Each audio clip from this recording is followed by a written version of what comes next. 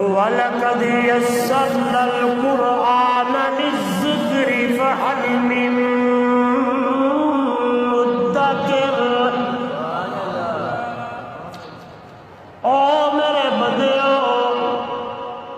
مجھے اللہ ہونے کی قسم ہے، مجھے رب ہونے کی قسم ہے، یسرنا القرآن، میں نے تیرے لیے قرآن کو آسان کر دیا ہے۔ اس لیے میرا بندہ، اس لیے میرے محبوب کا امتی، فقرؤ ما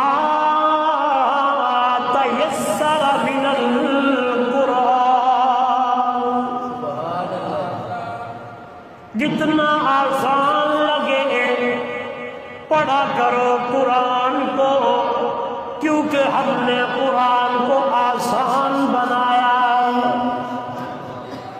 یہی بہت بڑی عظمت ہے اس قرآن کی کہ جو ایک مرتبہ سنتا ہے،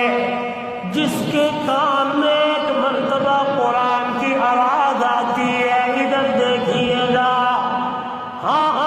اگر وہ مفہوم نہ جانتا ہو، اسے پتہ نہ ہو کہ اس آیت کا ترجمہ کیا ہے، اسے معلوم بھی نہ ہو اس آیت کی شان نزول کیا ہے، اسے علم بھی نہ ہو کہ یہ آیت مکی ہے یا مدنی ہے، لیکن دنیا والوں، میں نے قرآن مقدس کے اندر ایسی تاثیر رکھ دی ہے کہ جب بندہ قرآن سنتا ہے، اس قرآن کے اندر ایسی تاثیر ہے کہ اندر خود بخود منہ ہو جاتا ہے۔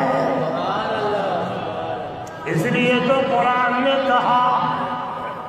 اس لیے اللہ رب العزت نے فرمایا قرآن مقدس میں، او دنیا والوں، لو انزلنا هذا القرآن